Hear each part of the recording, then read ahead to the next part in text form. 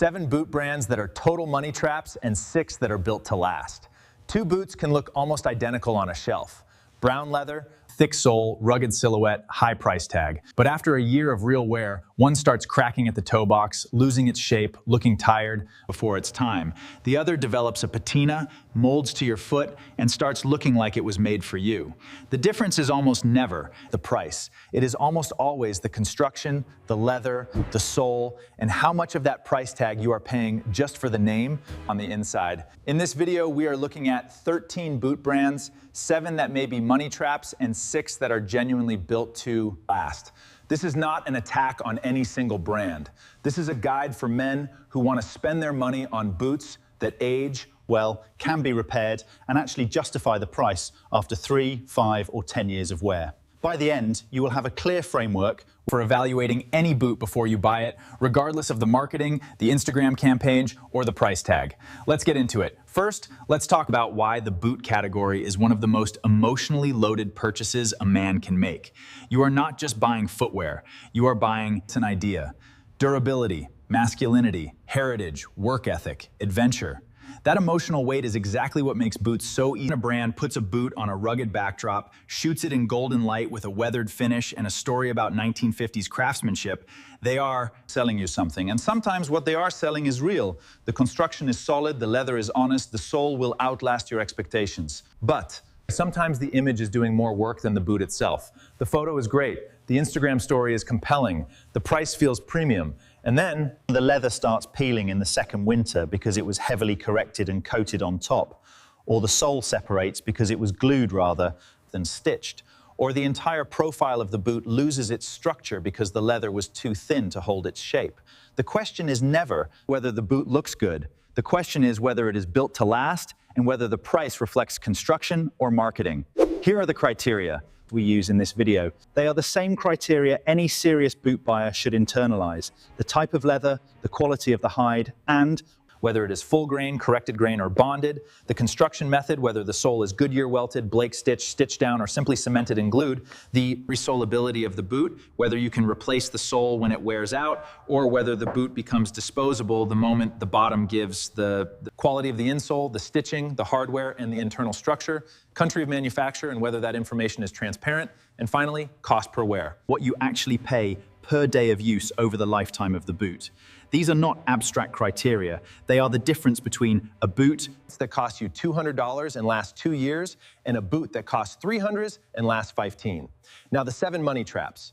Number 1, Thursday Boot Company. Thursday has built one of the best marketing operations in the direct-to-consumer boot world. The branding is sharp, the website is clean, the positioning is smart. Quality boots at a fair price, cutting out the middleman. For a while, that narrative worked really well. And to be fair, Thursday boots are not bad boots. They look good, they fit many feet well, and they are genuinely in a more accessible price bracket than some heritage alternatives. The issue is the construction. Most Thursday boots are Blake stitched or cement construction with a Blake stitch overlay. That is not inherently a flaw. Blake stitch is used by serious Italian shoemakers, but it does limit your resoleability options. When the sole wears out on a cemented boot, you often cannot bring it back the way you can with a Goodyear welt. And the leather grades used by Thursday at entry price points have varied significantly, with some pairs developing surface cracks within the first year of moderate use. Here is the real issue. Thursday's marketing positions the brand very close to heritage boots. The price, around $200 to $300, makes that comparison feel fair. But if the construction is closer to fashion footwear than to workwear heritage, you may not be getting what the story implies. You might be paying for the narrative of smart, direct-to-consumer heritage and getting a boot that is perfectly fine for a year or two, but not a lifelong investment. If you like the Thursday aesthetic and the fit works, but for you, they can make sense as a style purchase. Just go in knowing what you are buying. If you want a boot you can resole and wear for a decade, look at the other half of this video. Number 2, Frye.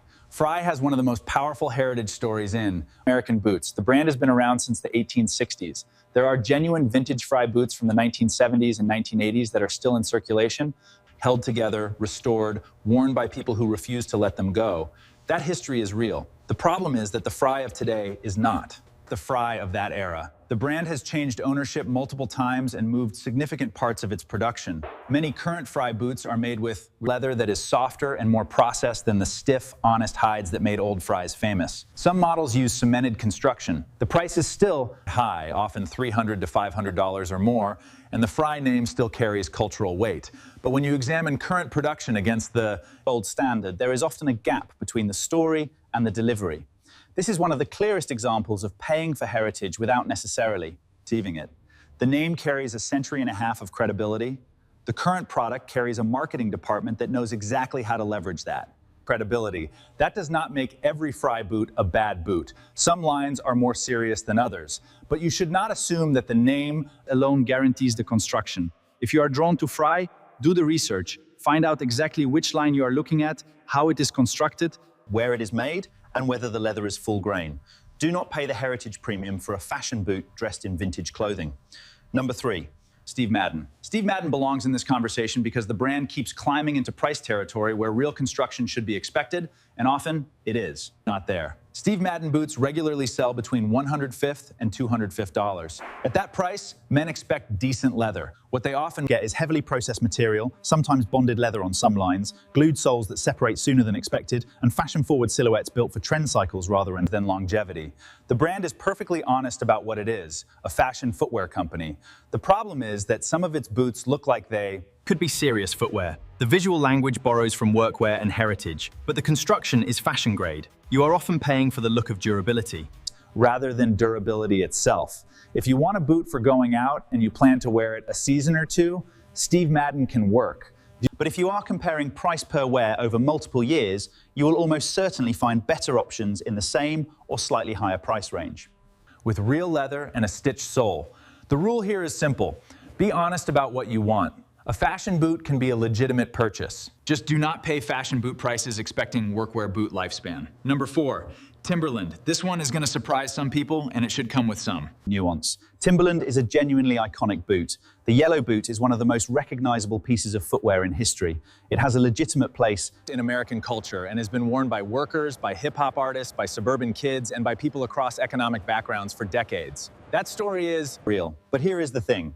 Timberland today is largely a fashion and lifestyle brand, and most of its classic boots reflect that. The iconic 6-inch boot, the one everyone knows, uses nubuck leather that is water-treated but fairly thin, glued construction, and an EVA foam sole that is lightweight and comfortable, but not designed for serious resoleability. The boot is not built the way a heritage work boot is built. It is built to be comfortable, recognizable, and affordable. None of that is a scandal. The problem is the price creep. Original Timberlands used to be genuinely affordable. Newer versions, limited editions, and fashion collaborations have pushed some lines into premium territory without upgrading the construction to match. You can pay $250 to $300 for a Timberland product that shares the name and the silhouette of a work boot, but has the construction of a fashion boot.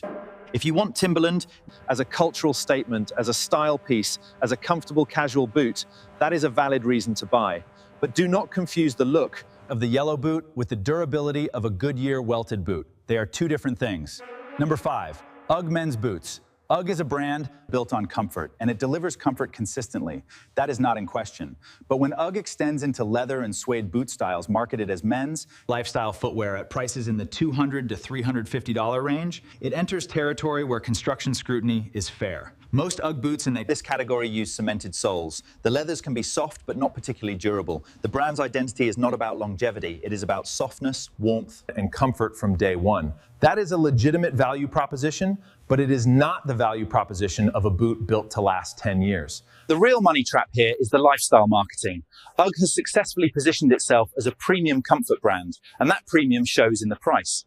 But when you break down what you are getting in terms of leather quality, sole construction, and long-term durability, the equation is often not as strong as the price implies. Buy UGG if comfort and casual style are what you need. Do not buy UGG expecting a boot that improves with age and can be maintained for years like a properly welted leather boot. Number 6, All Saints. All Saints is a fashion brand. That is not a criticism, it is a fact. The brand makes leather jackets, slim-cut clothing, and boots with a dark, moody, rock and roll aesthetic that appeals to a specific audience. The boots look serious. The leather is often present. The styling is genuinely compelling. But All Saints boots typically run between $180 and $280. And at that price, the construction is fashion grade. You are paying for the All Saints aesthetic, the dark finish, the slim silhouette, the buckle hardware, the brand energy. You are not paying for Goodyear welt construction. You are not paying for resoleability. You are not paying for leather that will develop a meaningful patina over years of wear. The issue is not the look. All Saints knows exactly how to make a boot that looks cool on Instagram and in a bar. The issue is durability. These boots may start looking tired within 2 years of regular wear because the construction is not designed for longevity. If you want that dark, fashion-forward aesthetic, All Saints can deliver it. Just be honest that you are buying image, not investment. Number 7, Cole Haan. Cole Haan is an interesting case because the brand sits in a middle ground that can confuse buyers. It is not a pure fashion brand, but it is not a heritage boot brand either. Cole Haan leans heavily on comfort technology, Nike Air integration in older models, cushioned footbeds, lightweight construction, and positions. Itself as a modern lifestyle option for men who want something between a dress shoe and a casual boot. The issue is pricing. Cole Haan boots can reach $250 to $400. At that price, you expect serious leather and serious construction. What you often get is lighter leather, cemented or Blake stitch construction, and materials prioritized for comfort over durability. The boots can look sharp and feel comfortable for the first year or two, but they tend not to age the way a proper welted boot ages. They lose shape, the sole wears unevenly, and the leather does not develop the character that heritage boots develop. If you need a comfortable, business casual boot and you value the lightweight feel, Cole Haan can serve that function well for a few years. But if you are looking for a boot that gets better with age and gives you real cost per wear over a decade, Cole Haan's value equation is weaker than the price suggests. Here's what all 7 of those brands have in common. They each have strong marketing. They each look serious at a glance, and they each occupy price points where real construction would be possible, but is often not delivered.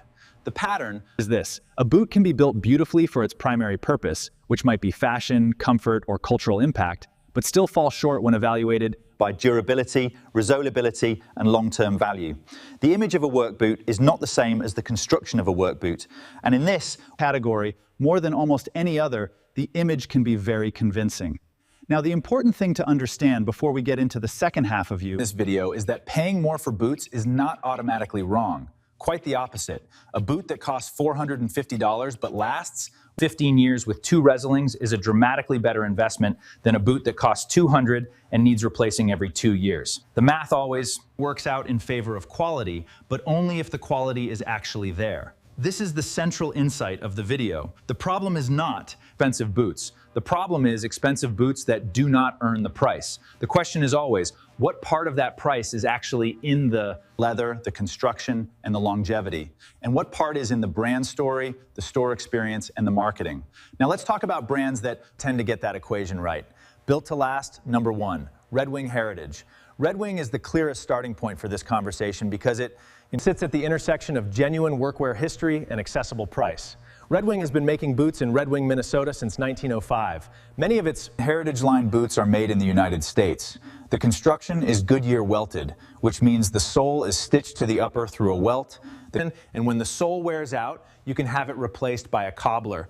A single resoling can extend a boot's life by another 5 to 10 years. The leather Red Wing uses, most notably their rough out and Oro russet full grain leathers, is thick, honest, and designed to age well. New Red Wing boots can feel stiff. They require a break-in period. That stiffness is not a flaw. It is what the leather needs in order to eventually mold to your foot and stay shaped after years of use.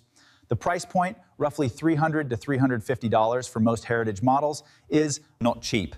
But if you wear those boots regularly, resolue them once or twice, and care for the leather, you can realistically wear them for 15 to 20 years. On a per-wear basis, very few boots at any price can compete with that. If you buy one pair of boots in your life that represents what smart buying looks like, Red Wing Heritage is the benchmark.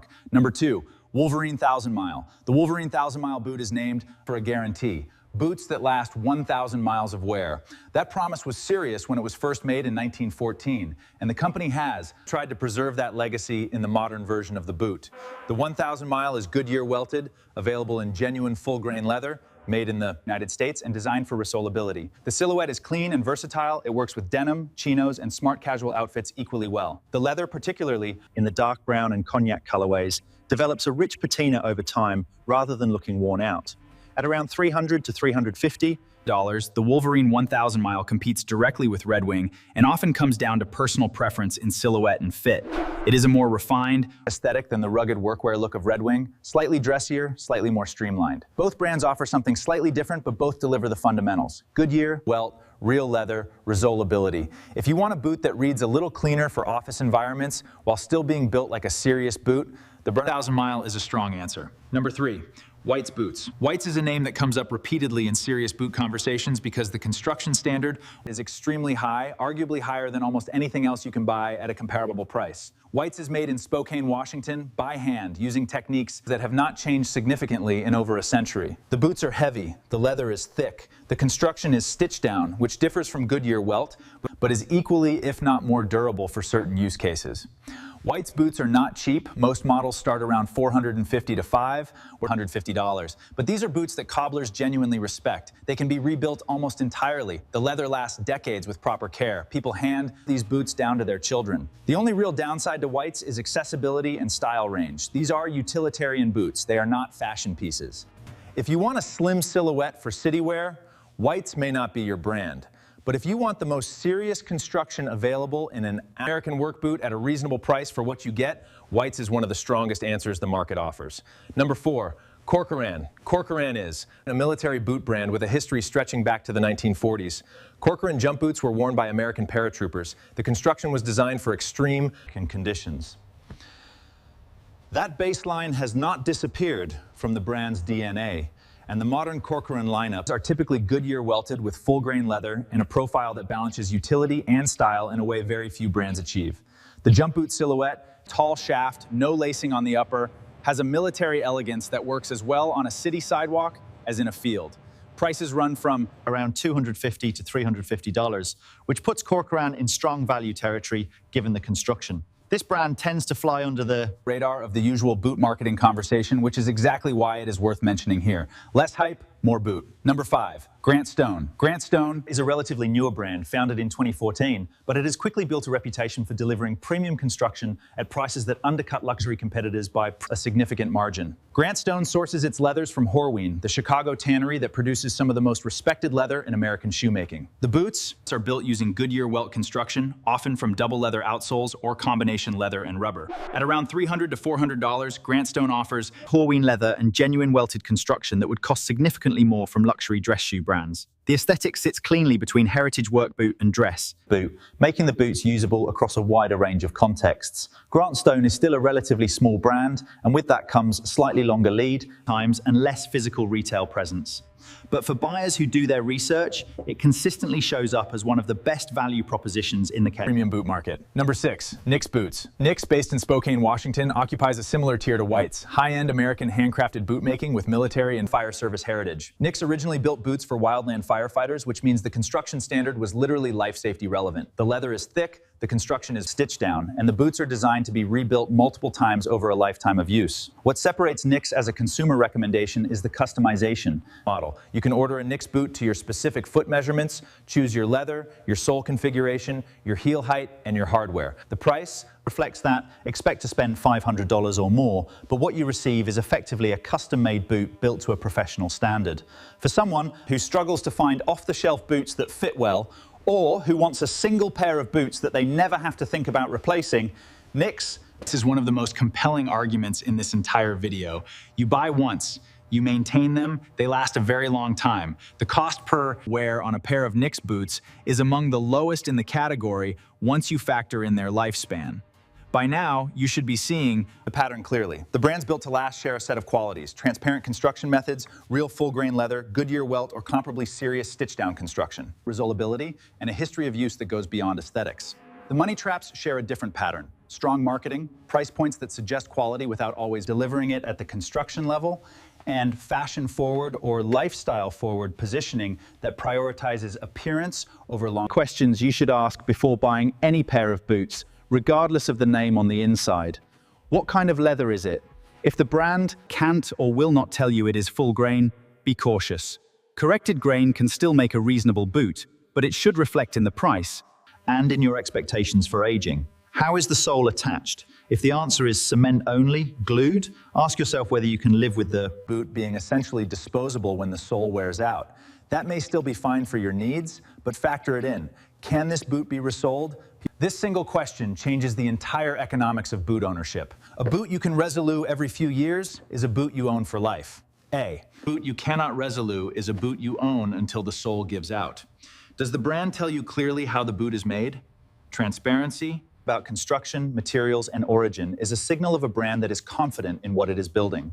Vague language about premium materials and exceptional craftsmanship without specifics is the opposite signal. Will this silhouette still look good in 5 years? Classic silhouettes, plain toe, cap toe, straight last, traditional work, boot profile, do not go out of style. Extremely fashion-forward silhouettes can date quickly. If you are spending real money, buy something that you will still want to wear in a decade. Is the price in the leather and construction or in the story? Ask yourself honestly, if this boot had a different label on the inside, would you still pay this price? If the answer is no, you might be paying for the name. That is not. Always wrong, brand value is real. But know what you are paying for. The boot market is full of options. The marketing in this category is some of the most emotionally effective in menswear. Weathered factories, heritage stories, craftsmen with calloused hands, leather that takes on the character of the man who wears it. All of that is compelling. Some of it is entirely true. Some of it is almost entirely fiction. Your job as a buyer is not to reject the emotion of buying a great pair of boots. Your job is to make sure the emotion is supported by construction. When it is a pair of boots at $300 or $400 or even $500 can be one of the smartest purchases you make. When it is not. You can spend $200 on something that looks the part, feels the part, and falls apart in 18 months. The rule is not complicated. Do not ask only what name is on the boot. Ask what that name actually represents in terms of leather, construction, resoleability, and long-term durability. Ask whether the boot is going to get better or get worse with age. Ask what your cost per wear actually looks like over 5 years rather than 5 months. If this video changes how you look at the next pair of boots you consider buying, if it gives you a framework instead of just a feeling, then it did exactly what it was supposed to do. Stay with the channel. We do this kind of work before you spend your money, not after. Do not pay for the idea of a great boot. Pay for a great boot.